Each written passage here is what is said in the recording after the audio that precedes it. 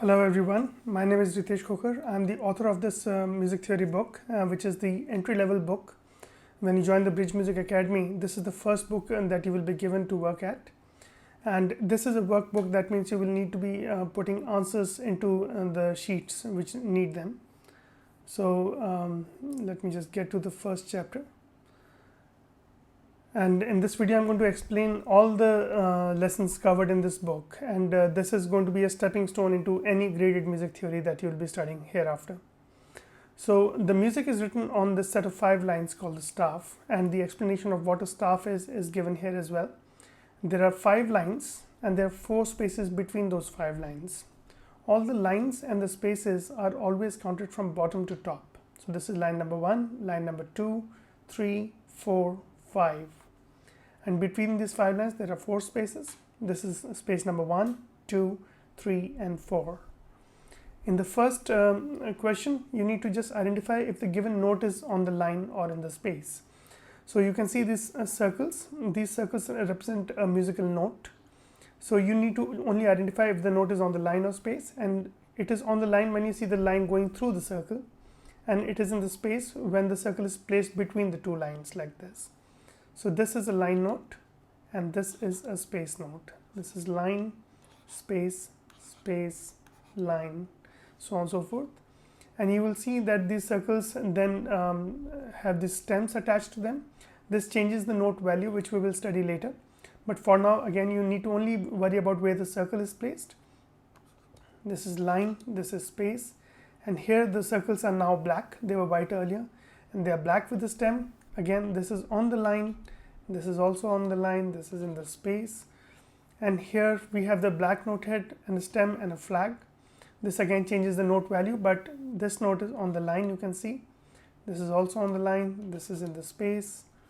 So this is what you need to do, just identify if the given note is on the line or the space. When it comes to numbering the lines and the spaces, you will be given some notes on certain lines and you need to number the line on which the note is given. So this is given on the top line, and since there are 5 lines, this has to be the line number 5. This is line number 1, 1, 2, 3, 1, 2, 3, 4. So this is line number 4. So this is what you need to do in this one. Next question, there are notes given in the spaces and you need to number the space in which the note is given, counting bottom to top. As always, this is space number 1, space number 2. This is space number 4. Space number 1, 2, 1, 2, 3, 1, 4, so on and so forth. Need to do that. Then we come to the treble clef sign. And first thing we need to do is how to make this treble clef. I'm just going to explain in a while what the treble clef really means and how is it different than the bass clef and how it applies to the keyboard or the piano. So we're going to do that in a while. But let's first start learning how to make this treble clef. It's a single touch figure. That means once your pen touches the screen or the paper, you go around, touch the middle line, touch the bottom line, make a loop on the top, come through it and turn left. So it's a single touch figure. You start in the first space, touch the middle line, touch the bottom line. I'm using a digital pen to make this. It's much easier to make it with a pencil. So you need to practice making one treble clef between each of these 2 lines. So that is the space given. So you need to practice making this treble clef. These are the notes on the treble clef. So treble clef is the right side of the keyboard. And these are the notes on the treble clef. And they are named E, F, G, A, B, C, D, E, F. These are the absolute names. That means when you have the treble clef and on the treble clef on the staff, the first note on the first line, this is always going to be an E. There is no condition under which this note name will change from E to anything else. Same way, F is going to be in the first space always, G is going to be in the second line, so on and so forth. After G, we come back to the A. A, B, C, D, E, F, G. These are the 7 notes of music. For the ease of identifying these notes on the treble clef, we divide those into the line notes and the space notes. So I have taken all the line notes E, G, B, D, F, and these are the 5 notes on the lines E, G, B, D, F, and these are the F, A, C, E, 4 space notes here, F, A, C, E. So first we will learn how to name the notes on the lines, which is E, G, B, D, F. For ease of remembering the sequence of these letters, we can make a sentence starting with each of these letters, which is every green bus drives fast. So the first line note is E. This is E, G, B, or every green bus, so that's a B. This is a G. Every green bus drives, so that's a D. Every green bus drives fast, that is an F. So this is how it works. You can refer to this figure or remember the sentence, or just remember EGBDF, whichever way you prefer. You have to name these notes. There is one page of just naming the line notes. Then we have the space notes, and the space notes together make a word face. All right. So this is F, FAC, FA, and this would be an E. So you have to just identify the notes in the spaces. Once you are done with that, the next one is the lines and the spaces. All these notes are mixed up now. So you can first identify if the given note is on the line or in the space, and accordingly refer to this figure or that figure. Or you can think of the every green bus drives fast or face, the word, and name these notes. So for example, that's the third line note, and that is a B note. Second space, that's an A. Fourth line, that's a D. FAC, every green bus drives fast. Face, E is on the top. And these two E's are going to be in different places on the keyboard. So don't think that it's the same note repeating. It's the same note name repeating, all right. But these will be two different notes on the guitar or on the violin or on the piano, whatever instrument you apply these to. So there is 2 pages of practice of these mixed notes, and then we come to the bass clef. At this stage, let me just explain what is treble and bass. So I'm going to explain to you the concept of the treble clef and the bass clef. So this is the piano keyboard looks like this. The camera is obviously not covering the whole keyboard, but this is in the middle of the piano that I'm sitting at. This note is called the middle C, and this divides the entire keyboard, or the tonal range as we call it, into 2 parts. The right side is called the treble and the left side is called the bass. So the right side are the higher pitches which sound like this. That's the treble side, which are higher pitches, and then there are the lower pitches, or the lower notes, and this is the bass side of things. So all the notes that are on the higher side are written on the treble clef, and all the notes on the lower side, the lower notes, are written on the bass clef. And this middle C is the one that divides both these ranges right here in the middle of the piano. Now this is for the piano, but even for the guitar or the violin, the pitches belong to the right side of the piano, which is why they are written on the treble clef. And there are certain instruments that fall in this lower range, and they are written obviously on the bass clef. Instruments like the bass guitar or the trombone or the cello, they use the bass clef because the pitches that, or the sounds that they make, they belong to the low end of the piano range. So that's how the treble and bass works. So now you've seen how the treble and the bass clef really work. So this is the bass clef, which is the left side of the piano, or the tonal range as we call it. And this starts with a big dot, goes around, touches the top line, and finishes in the first space. And these 2 dots always need to be in the 3rd and the 4th space. They cannot be, if you make the bass clef which looks like this and you put these dots here, that is going to be a wrong way of writing the bass clef. You need to always put these 2 dots in these 2 spaces, 3rd and the 4th space. So you need to practice making the bass clef, and then these are the notes, the absolute note names on the bass clef. As you can see, this is the lines and the spaces mixed up. Again, for the ease of naming the notes, we separate them out in the line notes and space notes. G, B, D, F, A, and A, C, E, G. As you can see, they don't make a word within themselves like we had in the space on the treble clef made face. That is not the case here. So for the ease of remembering the sequence of these letters, we make a sentence out of it. Good boys do fine arts. And that will be easy way to remember the notes placing. This is G. Good boys do fine, so that's an F. Good boys do fine arts, right? So you name a page full of line notes, and then we come to the space notes. All cows eat grass, or all cars eat gas. You're free to use your own sentence if you like, but this is what I prefer. So this is A. All cows eat, so that is an E. All cows eat grass, so on and so forth. So you name a page full of notes only for the spaces. Then, like we did with the treble clef, the line notes and the space notes are going to be mixed.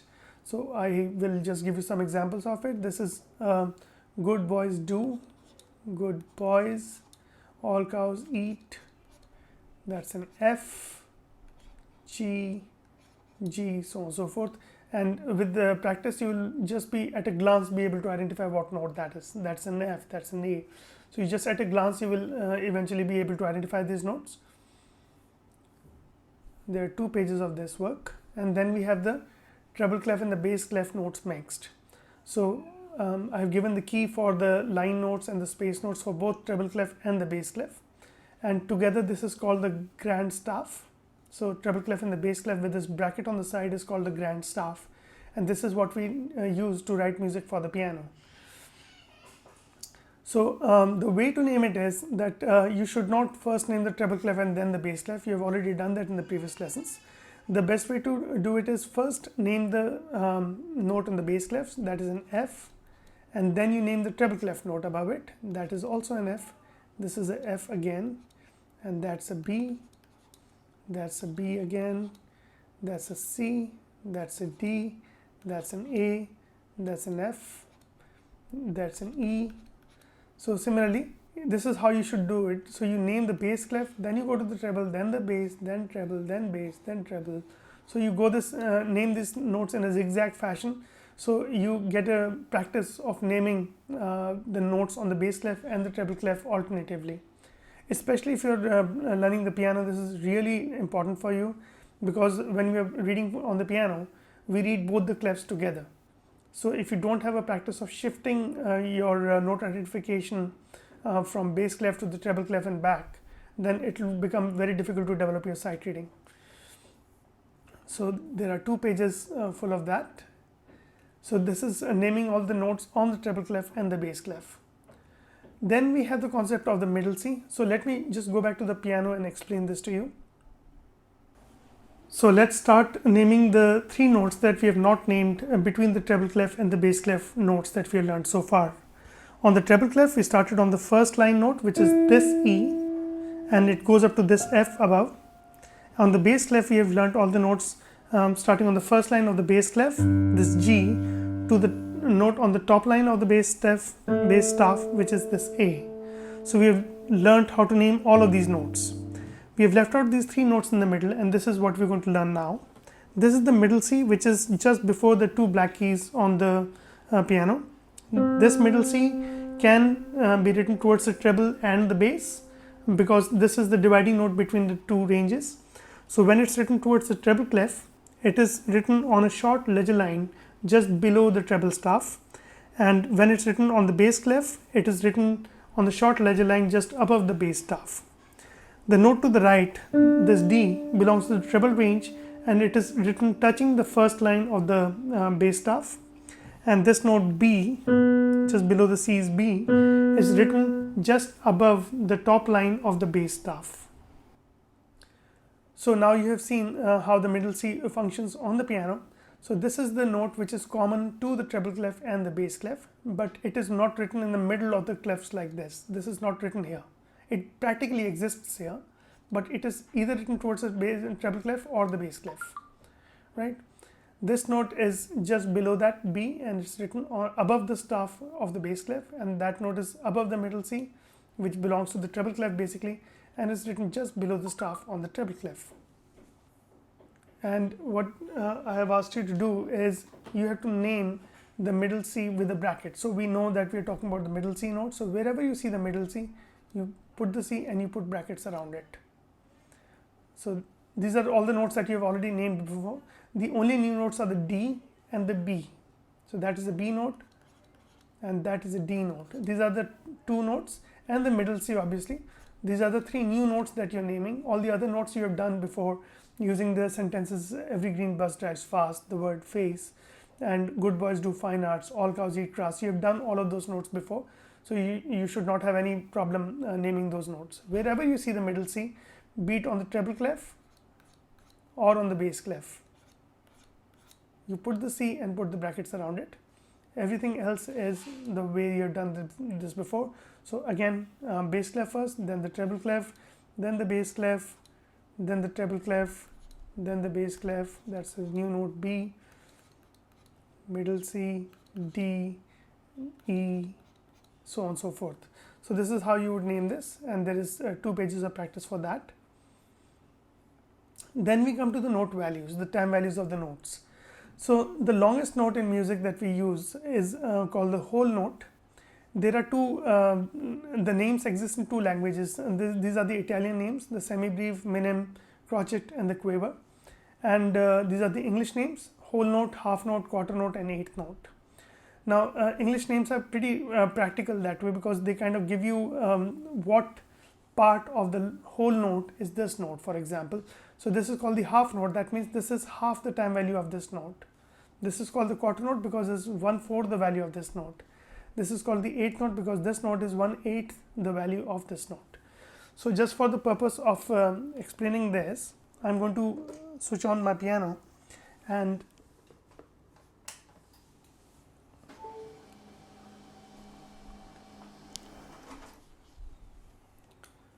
so just to make you understand these notes clearly, I'm going to use the piano and the metronome so you understand how this really functions.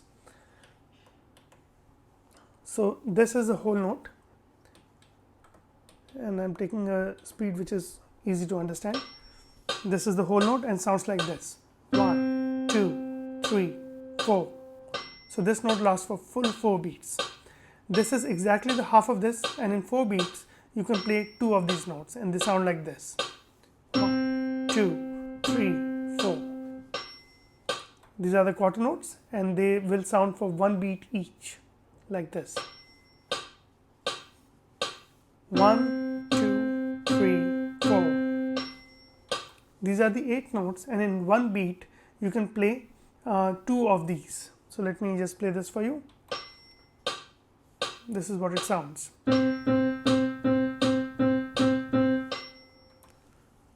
Now what I'm going to do is I'm going to play these exact rhythms in a sequence. So I will play the whole note for 4 beats, then I'll play half notes for 2 beats, quarter notes for 4 beats again, and 8 notes for 4 beats. So you will see that the time I take to play one whole note, I will play 2 half notes, 4 quarter notes, and 8 eighth notes. Whole note, 2, half note,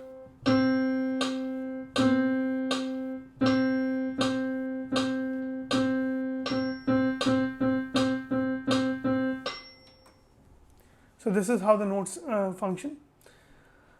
So in case you want to use the Italian terms, we can use these abbreviations to identify what time values these notes are. S for a semibreve, M for a minim, C for a crotchet, Q for a quaver. And it's good to actually get used to this because the English names we'll be using a lot more in the future theory books. So let's just use the Italian names. S for a semibreve, Q for a quaver, C for a crotchet, Q for a quaver, C for a crotchet, M for a minim. So this is minim or half note for 2 counts, quarter note or crotchet for 1 count, quaver or eighth note for half a beat, and this is again crotchet. This is semibreve, which is for 4 counts, also known as the whole note. So this is how you would use the abbreviations to identify these notes in terms of the note values, time values. Then we come to this section where the octaves are being numbered. So the middle C note that you see on the piano is called the C4, right? Because the 4th octave starts on this. So on a piano we have about 7.5 octaves. It starts with the octave 0, which is the bottom 3 notes on a piano, and then the first C, which sounds like this, is C1. Then we have C2, C3, and the middle C4, right? So C is a very important note because that kind of divides the treble clef and the bass clef, or the treble and the bass range, as we saw in the video before. So the middle C is an important note, and that's the starting note that's taken as the starting note of each octave. That means C3 to the B above is all going to be counted as the third octave. The moment you come to this next C, we have shifted to the next octave. So this was C3 and the middle C is C4. All the notes from the C to the B above is going to be C4. I'm sorry, there's an error in the book here. This is supposed to be a G4. So please take note of that and don't copy this when it comes to naming the G. Like this is a G4, not a 5. So where is the middle C? This is your middle C, right? And this is the fourth octave. So your fourth octave starts on this C and goes up to this B. Third octave starts on this C and goes up to this B, right? So these are the C's. This is the middle C, and this is going to be the fifth octave. The notes that we have learned so far mostly belong to the third and the fourth octave on the piano, which is in the middle range. And this is the fourth octave is typically written on the treble clef, and the third octave is on the bass clef. So this note A is belonging to this A here. Here, this is the A, and that is the third octave. So you will call it A3. This is a G3, third octave. B is 3. The middle C, whether it is written on the bass clef or on the treble clef, they are both C4. So please keep that in mind. Any note above this middle C is going to be the fourth octave till this B note. And I have not given you any C or above note in this particular exercise because I did not want to confuse you with the fifth octave. This is E4. That is a D4. That's a G4, so on and so forth. That's an F3. So you need to name the notes and identify which octave they belong to. This is particularly helpful later when you start making music on the computer, because the MIDI language works like this. The MIDI is the musical instrument digital interface. So the MIDI language, when you type in music into the computer, you'll need to use this language, D4, E4, and the bass clef is going to be C4, C3 and G3 and things like that. So it's a good thing to know. It gives you a better perspective of how the octaves are put together. Then we come to the parts of the notes and writing the notes itself. The circular part is called the note head. This could be hollow note head or a colored note head. These lines are called the stems, and this is called the flag or the tail, right? So I prefer calling it a flag. So this is called the flag for now. So in this one, you just need to put the stems, and please be mindful of that the stems go up from the right and they come down from the left, and they go up when the note is written below the middle line, or on the middle line also. You have a choice of taking it down or taking it up. But when the notes are written, irrespective of what clef you're on, be it treble or the bass, if the note is written below the middle line, the stem will go up from the right. If it's written above the midline, it will come down from the left. What you can do is, it should never look like a 9 or a 6. This is the wrong way of doing it. It can look like a P or it can look like a D. These are correct. So it comes down from the left and it's approximately 3 spaces long. So do not make something that looks like this. This is not the best way to do it. Starts here and in 3 spaces it finishes approximately. It goes up from the right and 3 spaces long. So this is how you do it. In this one, you need to make the stem and also color the head. So the stem comes down from the left. On the midline, typically we prefer to make the stem coming down, and you color the note head, right? Obviously I'm using a red pen because it's a digital pen that I'm using, but that's an important point to bring to your notice, that you should always be using a pencil to write all these things, answer all these workbooks. Be it this book or the future grade books that you will study, always use a pencil to write your answers so you can correct them later. And you can erase and use it again for practice as well. So this is how you make the crotchets or the quarter notes. Color the note head and make the stem. Stem comes down from the left and goes up from the right. Next, we make the 8 notes. 8 notes, you have to color the note head like we just did it for the quarter note. And then you make the flag. And the flag is going to be a straight line like this when you write it by hand. In the print, you see that it's written in a very curvy fashion. that's not required here. And the flag always goes to the right, right? So you color the note head and the flag goes to the right. That's what you need to do. Color the note head, stem comes down from the left, which is already given for you, and flag goes to the right. Color the note head, flag goes to the right, and is always tilted towards the note head. It will not go right like this. That's not how we do it. Next question, you have to just connect these two these stems with something called a beam. So instead of writing two separate flags like this, we often write two eighth notes or two quavers together joined by a beam. So you can do that like this. And you can see in the print we have made a very fat line. This is only in print. A straight line like this is going to be great. What you should not do is don't make, right now the stems are given, so you will obviously attach the end of the stem to the end of the stem, and hence your beam is always going to be tilted. But when you're writing by hand and you're making the stems yourself, make sure that you don't make the stem parallel to the staff. It may not be very visible when we read it. So always try and keep it slightly slanted, right? So you do this, and this one we need to identify the beat value of each note. How many beats is this note? So this is half a beat or half a count. So you put half for this. This is a whole note for 4 counts, quarter note for 1 count. And these are also 8 notes. This is a single 8 note or quaver, and this is a pair of 8 notes or pair of quavers. So each of this is half a count. So that's what you need to do. This is 1 count, this is 2 count. So you need to name these. And with that, we come to the end of the book. So thank you so much for watching this video. I hope this is helpful, and this will help you solve all your papers in this particular book. Thank you so much.